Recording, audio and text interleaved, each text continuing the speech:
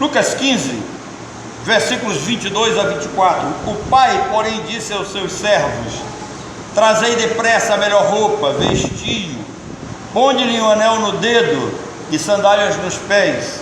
Trazei também e matai o novilho cevado, comamos e regozijamos, porque este meu filho estava morto e reviveu, estava perdido e foi achado. E começaram a regozijar-se. Que Deus nos abençoe. Irmãos, Lucas 15 nos apresenta 3 parábolas, e todas elas ligadas a algo que foi perdido, mas que pela graça de Deus foi achado, foi reencontrado. Lucas 15 nos dá conta da parábola da ovelha perdida, da dracma perdida e do filho pródigo. Todas essas parábolas apontam para o amor de Deus, que manifesta a sua graça maior onde o pecado aparece em grande quantidade, ou seja, a máxima que é: onde abundou o pecado, superabundou a graça. Jesus conta essas parábolas em resposta a uma crítica feita pelos fariseus por Jesus sentar-se à mesa e comer com publicanos e pecadores, o que na cabeça dos fariseus isso não cabia. Então, à volta de Jesus, Jesus tinha espaço para comer, para poder comer, se relacionar com pecadores.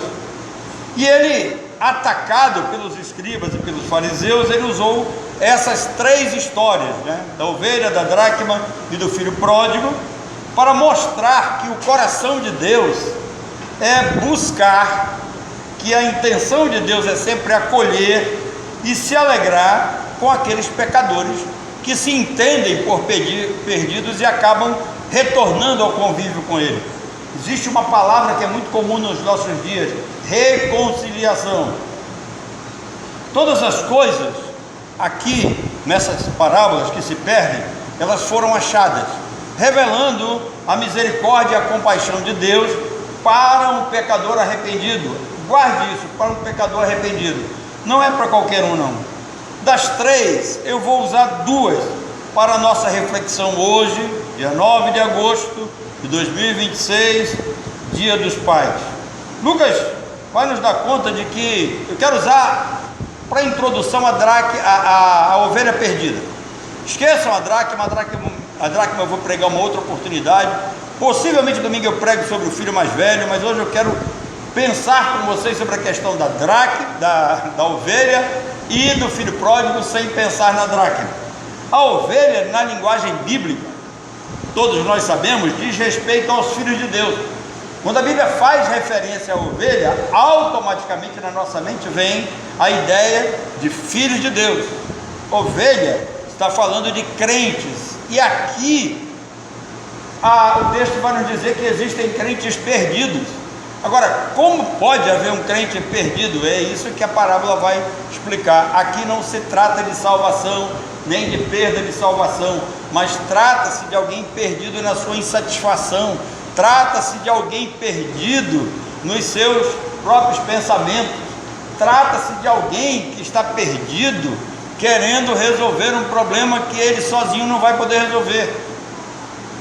Então, a primeira coisa que nós precisamos entender que para que a pessoa seja considerada ovelha, para que haja uma ovelha, é preciso 2 coisas. Você quer ser ovelha? Então preste atenção, para ser ovelha precisa 2 coisas. Em primeiro lugar, para ser ovelha precisa ter um rebanho, precisa ter uma identificação teológica, doutrinária, precisa haver um convívio, precisa haver um relacionamento, precisa haver a convivência. Então, para ser ovelha, precisa-se de um rebanho. Irmãos, eu não entendo hoje como os crentes tratam a igreja. Sabe, os crentes mudam de igreja como quem muda de roupa. E um dia, estava conversando com o Vieira, que o Vieira está no Paraná, mas quando ele estava aqui, ele estava fazendo um certo comentário acerca de uma pessoa. E ele ficou surpreso quando eu disse: Vieira, o problema é que algumas pessoas entram para a igreja, mas a igreja não entra neles. Não há amor, não há aconchego, não há convivência, não há relacionamento. Então as pessoas vêm para a igreja como uma espécie de obrigação, e basta, trocou de endereço, aconteceu algum problema pessoal, e as pessoas simplesmente abandonam a casa do Pai como se fosse uma casa comum qualquer, como se Deus fosse um ídolo que não tivesse, pensamentos, não tivesse sentimentos, entre aspas. Então a primeira coisa que você precisa entender é que para ser ovelha você precisa ter um rebanho, você precisa ter uma referência de rebanho. E a segunda coisa para ser ovelha é que, quer você goste ou não, você tem que ter um pastor. E esse pastor espiritual começa com a figura máxima do Senhor Jesus Cristo. É Ele quem vai de fato pastorear a sua vida, cuidar de você, orientar você, educar você, ensinar você nos caminhos do Senhor. Mas ao mesmo tempo que Deus é o arquipastor, o supremo pastor, Ele também tem pastores humanos que colocam ao lado de você amor, carinho, relacionamento, desejo de solucionar problemas, amizade. Então pense nessas duas coisas. Você quer ser crente, porque você quer ser ovelha. Para ser ovelha tem que ter um rebanho e tem que ter um pastor. Não existe ninguém por aí desigrejado, sem relacionamento algum. Quando o Senhor Jesus está trazendo esses dois pontos aqui, essas duas afirmações para nós, Ele quer que nós entendamos que ovelha não tem autonomia, ela pertence a um rebanho, ela está debaixo da autoridade de um pastor, então ela não tem autonomia. Por quê? Porque se ela é ovelha, ela não sabe caminhar sozinha, por isso o rebanho precisa de alguém que o conduza. Espiritualmente essa ovelha não consegue caminhar sozinha. Então quando a ovelha abandona o rebanho e se afasta do pastor, ela vai se perder com certeza. Eu vou repetir: quando a ovelha se sente autônoma, quando ela abandona o rebanho, quando ela vira as costas para o pastor, ela vai se perder com toda certeza. No projeto de Deus, uma ovelha sozinha não constitui um rebanho. Existe uma heresia que está sendo ensinada por aí, pregada por aí, de que agora cada crente é uma igreja sozinho em casa. E isso não é verdade. Essa parábola nos ensina isso. Ovelha sozinha não constitui um rebanho. Para ser rebanho, nós precisamos viver em grupo, precisamos viver em comunidade, precisamos ter um grupo verdadeiramente identificado. Igreja não...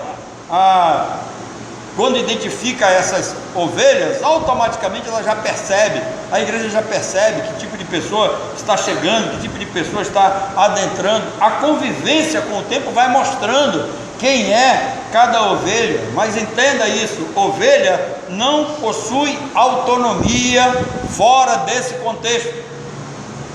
Diante de Deus, ninguém é dono do seu nariz. Pense nisso. Nenhum crente recebeu de Deus autonomia para viver fora da igreja e sem a direção e os cuidados de um pastor. Isso é projeto de Deus. Então aprenda isso. Para ser ovelha tem que seguir essas características, tem que viver dentro desse contexto. Se você é ovelha e recebeu a marca, o selo do Espírito Santo, você precisa de um rebanho, você precisa congregar, você precisa de um pastor. Toda ovelha sem rebanho e sem pastor é ovelha perdida.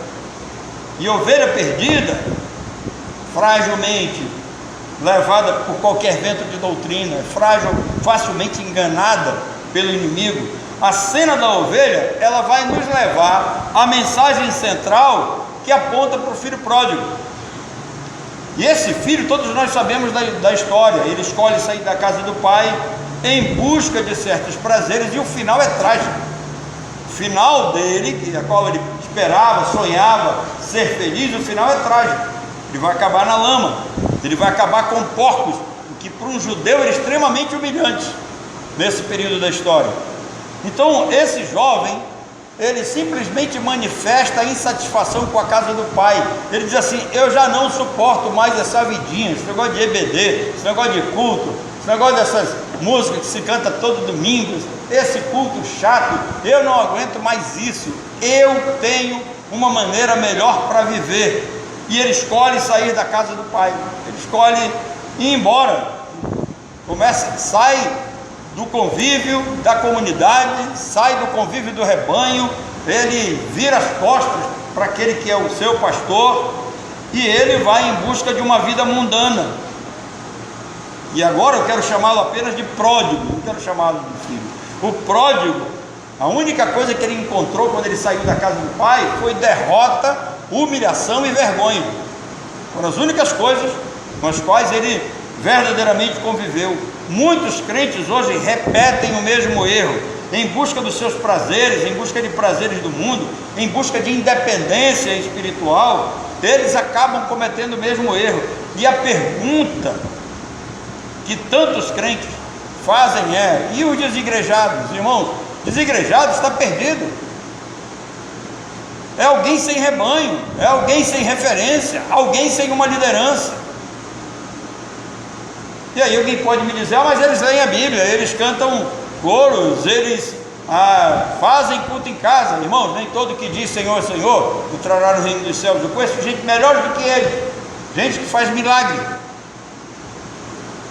gente que chama atenção para si, gente que profetiza muito bem, e um dia vai ouvir de Jesus: eu não vos conheço, apartai-vos de mim, vós que praticais a iniquidade. E uma das iniquidades que esses desigrejados praticam é justamente conceber a ideia de que é possível ser ovelha sem rebanho, sem pastor, de que é possível chutar o pau da barraca, sair da igreja, determinar a felicidade para si mesmo, eu determino, e partir em busca, sem saber o que há na frente. Esses seres humanos independentes espirituais, eles praticamente fazem a mesma coisa com o que esse filho fez. Eles viram a costa para o pai, eles não ouvem o pai. E aí a gente pergunta, mas a gente olha para a igreja, e a igreja, nós vamos entender que é a comunidade dos santos. Aqui todos nós somos crentes. Mas também acontece um outro fenômeno aqui. Por que há tantos problemas aqui? Por que casais se separam? Por que há dificuldade? Por que há pecado no nosso meio? Afinal de contas, aqui era para ser um lugar onde nós expuséssemos a nossa santidade, onde nós estivéssemos vivendo essa santidade. Por que há tanta gente infeliz dentro da igreja? E a resposta é simples, irmão, e a resposta eu vou dar para vocês hoje. Basta olhar com atenção essa história, essa parábola que Jesus contou. A parábola responde porque a ovelha e o filho se perdeu. Em primeiro lugar, aparece o desejo que motiva o afastamento, tanto a ovelha do rebanho quanto o filho da casa do pai, e que está no verso 12. Entenda isso: autonomia e independência.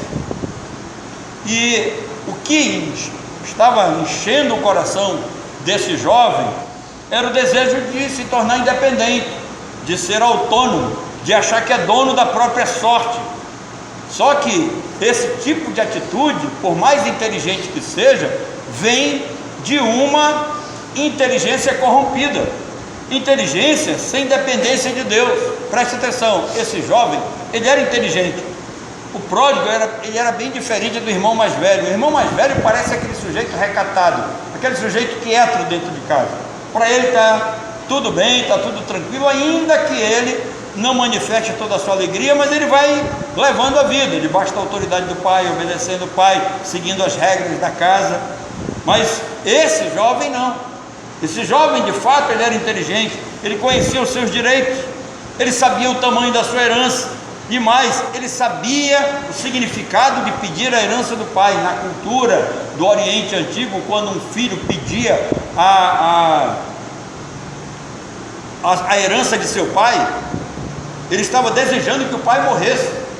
Quando esse jovem chega e diz: pai, me dá a parte que me cabe, me dá a minha herança, ele está dizendo: para mim o senhor já está morto, para mim o senhor não vale nada, para mim o senhor não diz absolutamente nada, então me dá a minha herança, que eu não suporto mais essa vidinha, eu não quero mais viver aqui, eu sou alguém agora independente, eu tenho capacidade suficiente para dirigir a minha vida. É isso que a gente vê na juventude hoje, é isso que a gente vê na maioria dos filhos.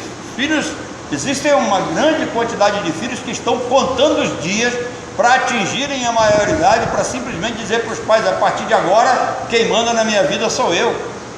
E infelizmente isso acontece. Só que tem um problema: o resultado é sempre trágico, porque por mais inteligentes que são esses filhos, eles não têm sabedoria. Sabedoria é algo que só Deus dá.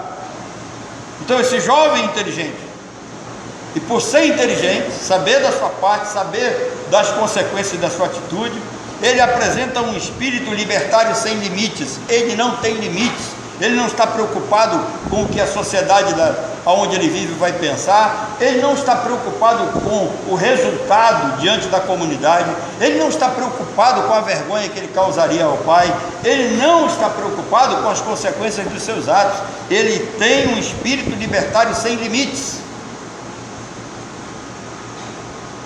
Ele sabia o que tinha em mente, e ele planejou tudo antes de sair de casa. Irmãos, todo pecado é planejado. A maioria das vezes, todo pecado é bem pensado, é planejado. O problema é que as pessoas são livres para planejar, são livres para executar, mas não são livres para fugir das consequências.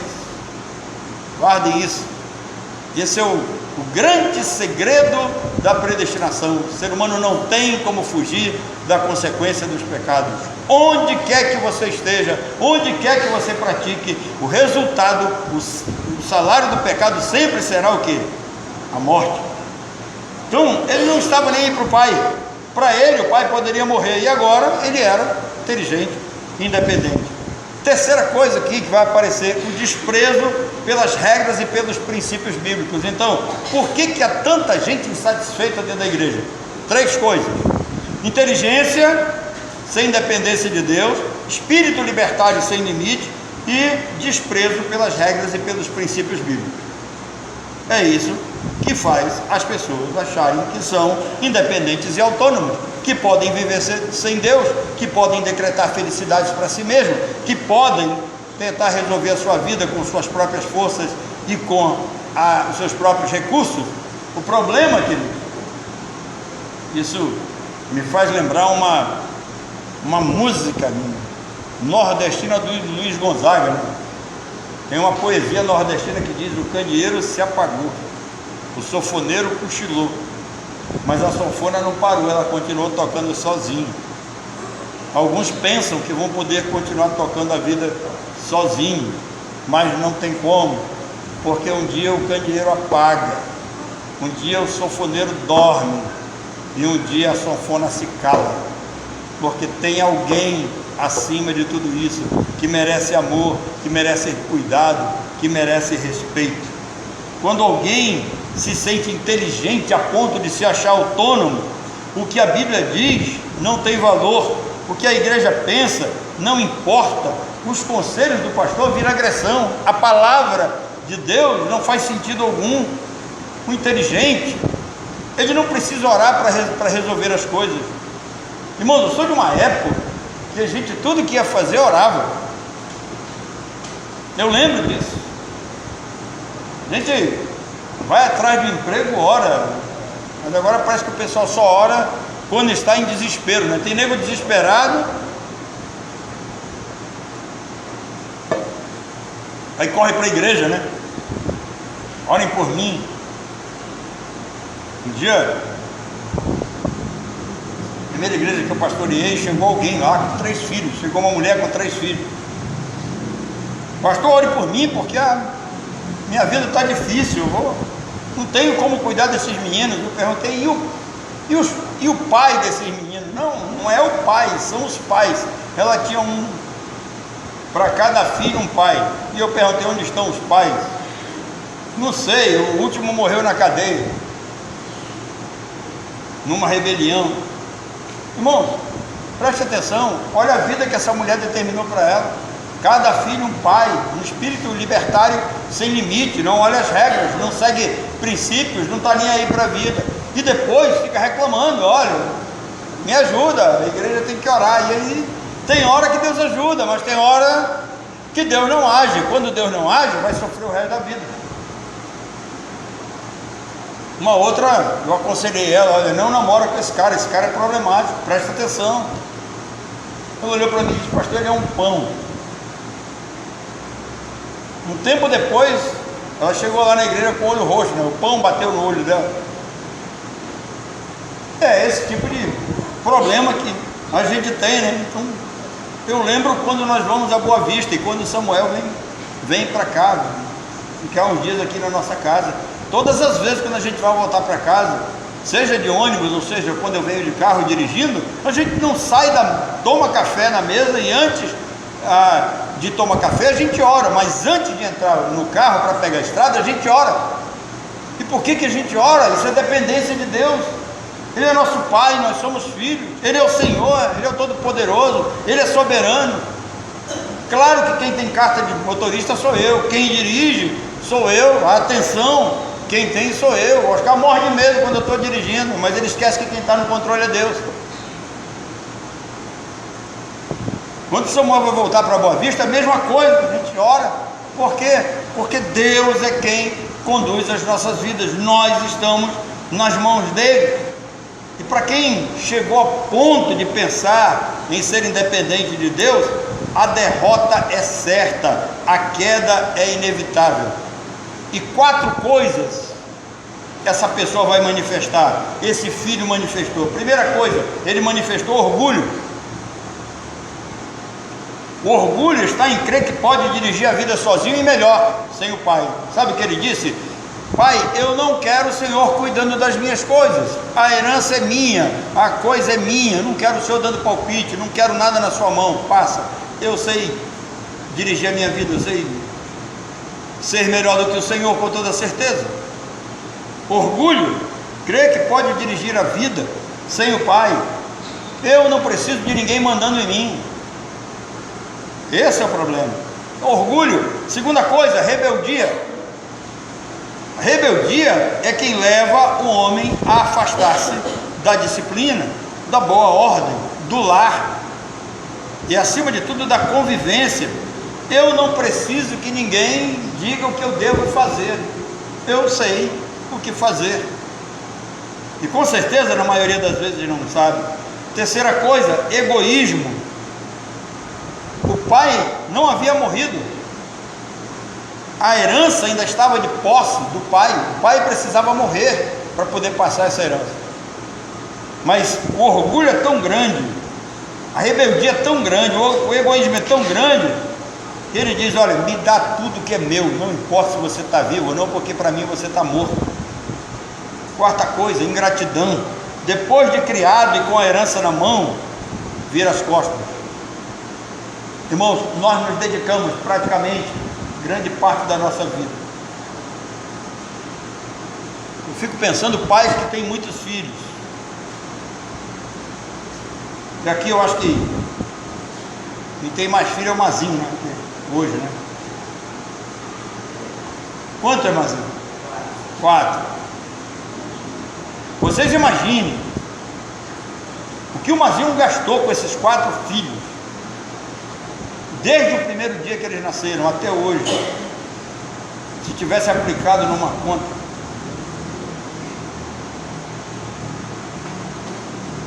eu ia te pedir uma grana emprestada.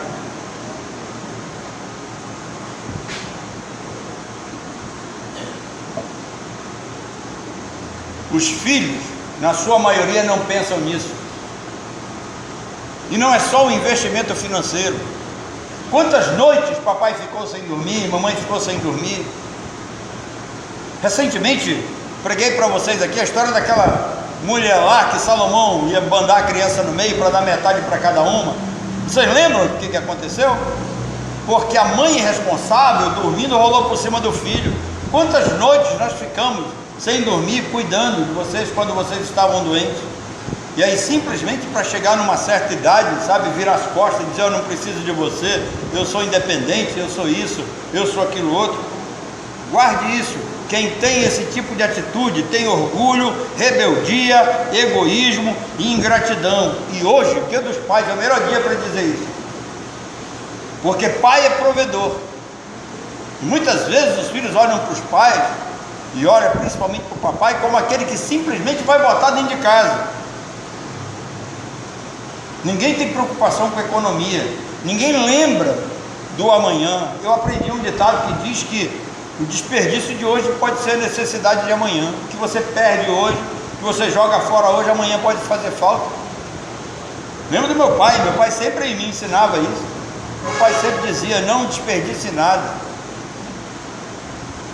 Ele dizia para nós o seguinte: bota no prato apenas o que tu consegue comer.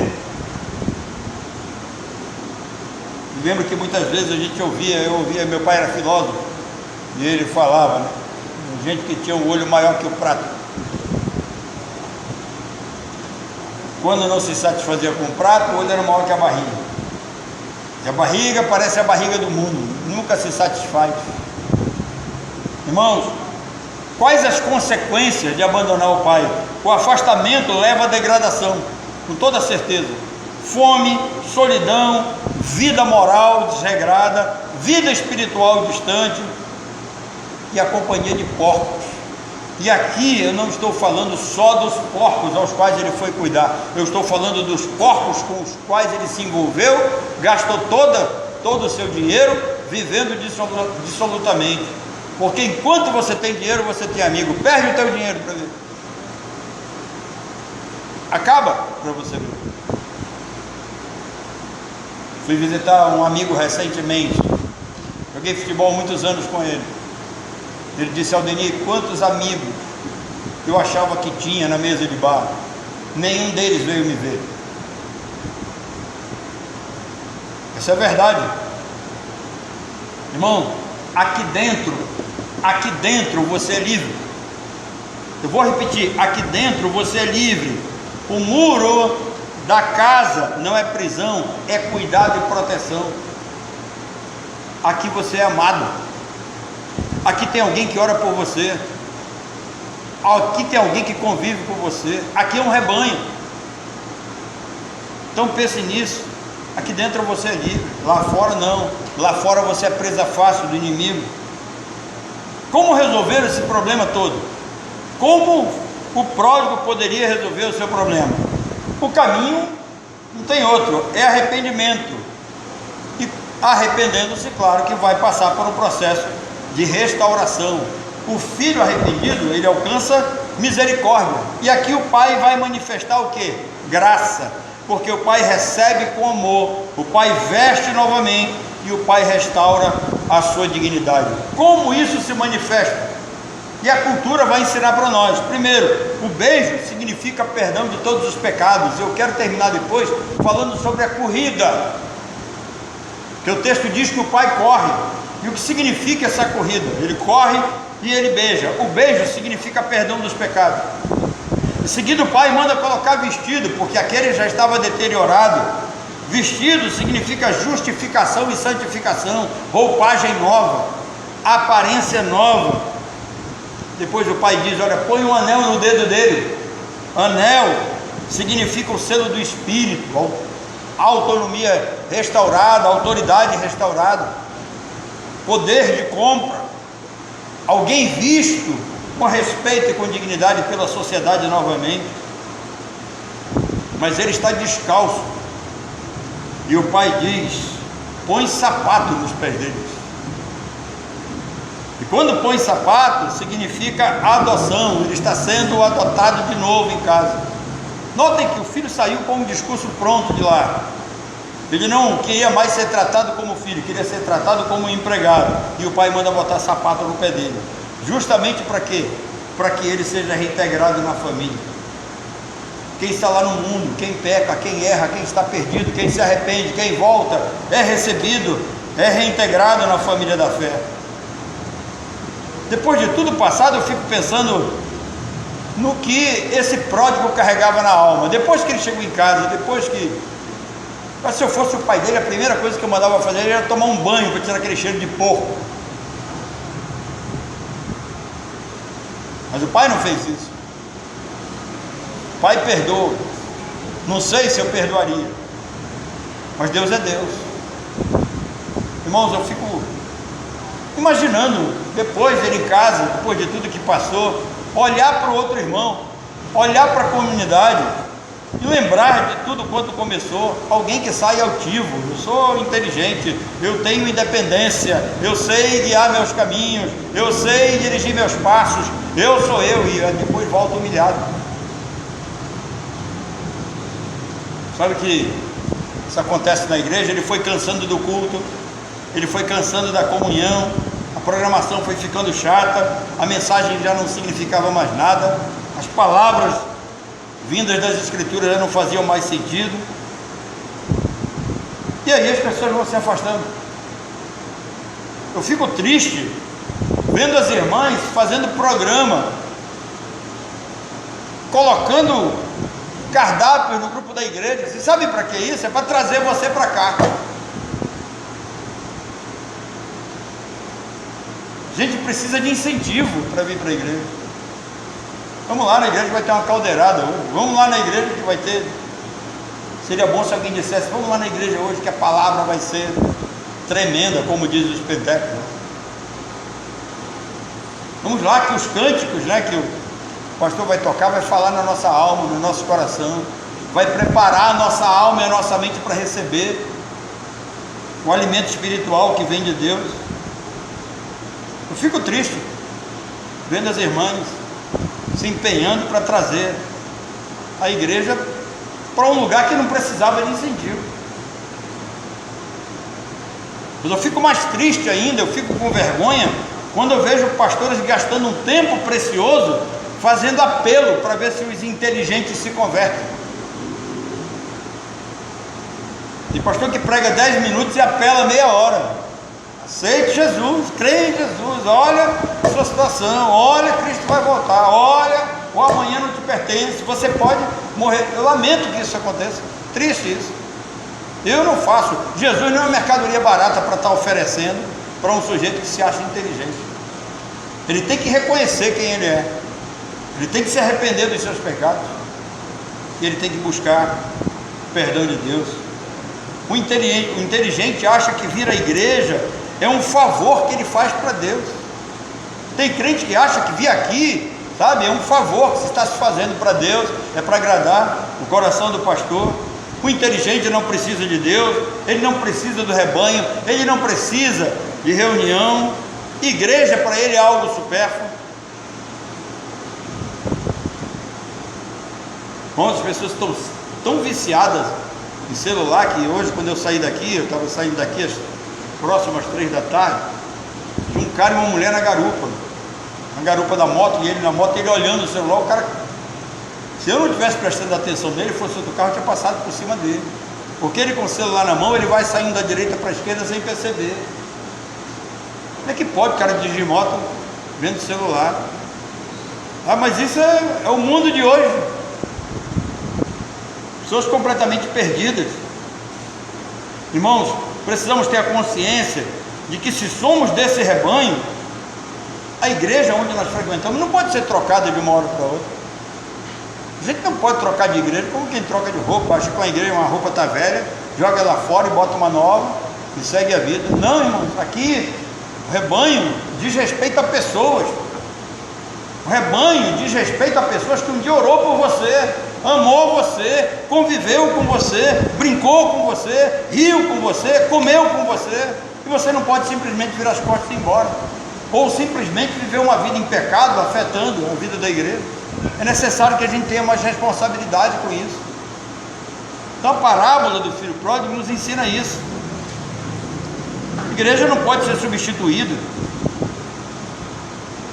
Eu quero terminar chamando a sua atenção para o valor e a profundidade de uma história que diz muito pouco na nossa cultura, mas diz muito na cultura de Israel. Na nossa cultura, quando você vê um pai correndo em direção ao filho, é só um estado de emoção, de alegria, mais nada. Mas na cultura daquela época tinha muito mais a ensinar e a dizer. Eu estou dando maneiras e costumes bíblicos no seminário, e a cada dia que a gente mexe com essas coisas, você vai descobrindo coisas, e você vai passando para os alunos, eles vão ficando encantados. E alguns deles chegam a me dizer: pastor, eu já li tantas vezes esse texto, eu nunca vi isso. Aí eu brinco com eles, eu digo: eu recebi por revelação agora. Mas preste atenção, o que a cultura do Oriente Médio diz.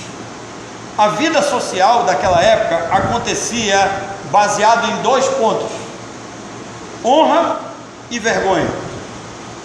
Ou seja, as pessoas de bem faziam de tudo para manter a honra, as pessoas de bem faziam de tudo para evitar a vergonha. Honra era o valor público de um cidadão, seu nome, sua ética, sua reputação, seu caráter, sua personalidade, suas atividades na aldeia. Um homem honrado faria de tudo para evitar passar qualquer tipo de vergonha.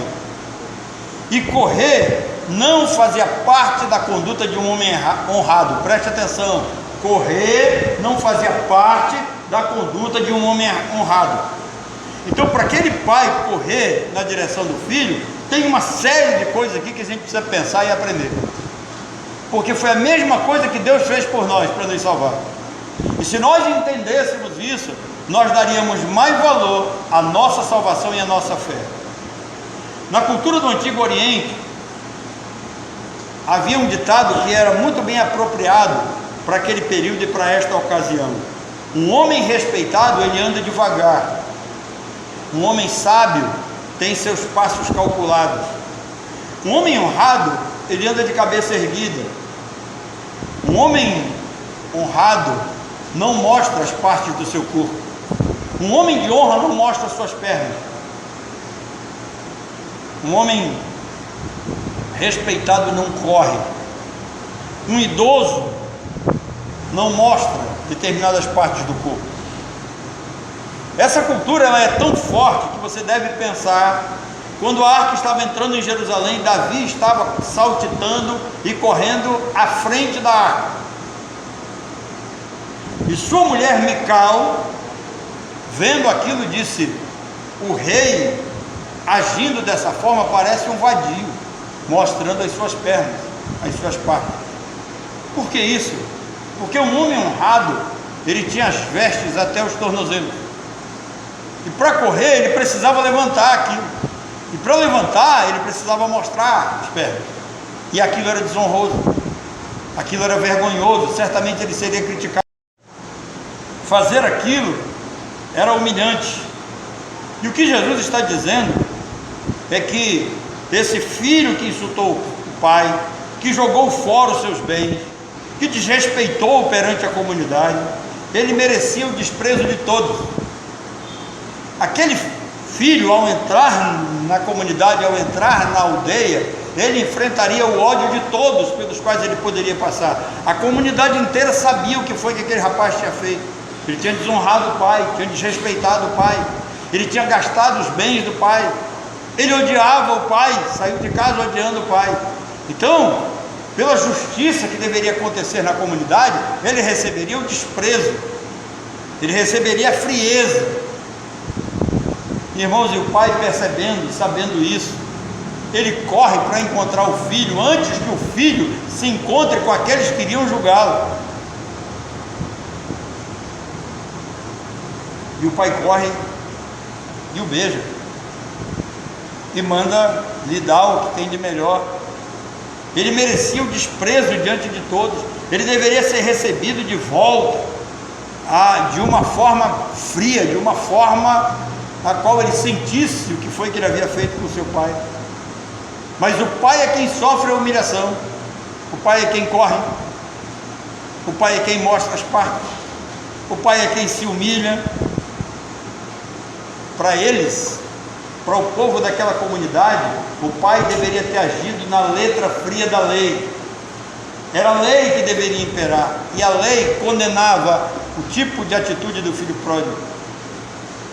Mas o pai não aplica a lei, o pai mostra graça, e essa graça é uma graça que acolhe, é uma graça que perdoa, é uma graça que recebe de volta.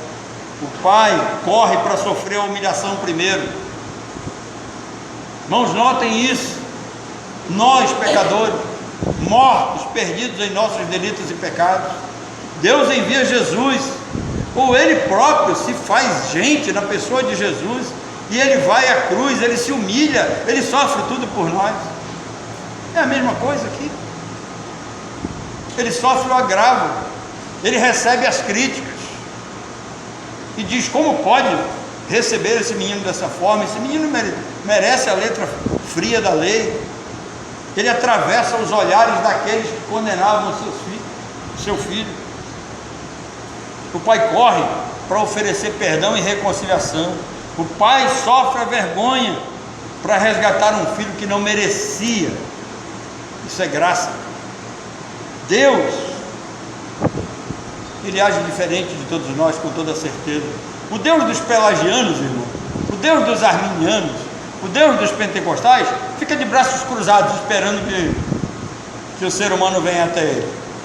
O Deus da religião condena e não recebe de volta. Mas o Deus da Bíblia, mesmo soberano, Ele toma a iniciativa. Ele corre primeiro, porque Ele nos amou primeiro. Foi Ele quem nos escolheu primeiro. Ele nos escolheu antes da fundação do mundo. Ele mandou Jesus morrer por nós. Ele nos selou com o seu Espírito. Ele nos colocou na sua igreja. Ele nos colocou no rebanho. E Ele tem nos conduzido como pastor. O Deus da Bíblia sempre toma a iniciativa, escolhendo, predestinando, enviando Jesus para dar vida. O Deus da Bíblia enviou o seu Espírito para que um dia fôssemos selados, e uma vez selados, selados para todo sempre. Cada crente, ele foi escolhido antes da fundação do mundo. Preste atenção, porque hoje a maioria das pessoas não sabe explicar a sua salvação. Mas aqui está uma explicação. Cada crente, ele foi escolhido pessoalmente, a dedo, por Deus, antes da fundação do mundo, antes da criação de todas as coisas. Reunião da Santa Tríade, Pai, Filho e Espírito Santo, e nós fomos escolhidos. Cada crente escolhido antes da fundação do mundo, ele foi contaminado pelo pecado ao entrar nesse mundo. Todos pecaram, carecem da glória de Deus. Nós precisávamos de vida, porque estávamos mortos em nossos delitos e pecados, mas havíamos sido escolhidos. E aí Deus levanta esses mártires, que doam suas vidas, que morrem por nós. O apóstolo Paulo diz, escrevendo a Timóteo: tudo suporto por causa dos eleitos, para que eles também alcancem a salvação. 2 Timóteo 2,10. Então cada crente foi eleito antes da fundação do mundo, cada crente foi contaminado ao entrar nesse mundo, mas cada crente foi expiado, purificado e redimido na cruz pelo sangue de Cristo. Cada crente teve os seus pecados purificados ali, todos eles. Cada crente foi regenerado e selado pelo Espírito Santo, e cada crente será guardado até o fim. É Deus quem vai guardar a nossa alma até o dia final. Essa é a doutrina que cremos e que pregamos, a obra completa realizada na cruz, realizada por Deus e cada um de nós. Um Deus que correu à nossa frente, um Deus que se humilhou por nós, um Deus que não levou em consideração o que fizemos por Ele. Ele é nosso Pai, Ele nos selou para o dia da redenção. Isso significa a segurança eterna. Uma vez filho, filho para sempre. Aquele filho, por ele poderia ter pensado que havia perdido a paternidade, mas quando ele volta, o pai recebe de volta e diz para ele: não, você continua sendo meu filho. Crente, mesmo afastado, continua sendo crente, porque uma vez salvo, salvo para sempre. Irmãos, que Deus nos abençoe. Sei que hoje é um dia para nós festivo, nós celebramos o Dia dos Pais. Eu sou pai, eu amo meus filhos, mas eu tenho um pai maior. Recentemente o coral cantou: hoje eu tenho um pai que é tão amoroso, hoje eu tenho um pai que é tão grandioso. Vocês esqueceram, olha que eu fui o último integrante a entrar no coral. Hoje eu tenho um pai que enviou Jesus. Hoje nós temos um pai. A Ele seja a honra e a glória para todo sempre.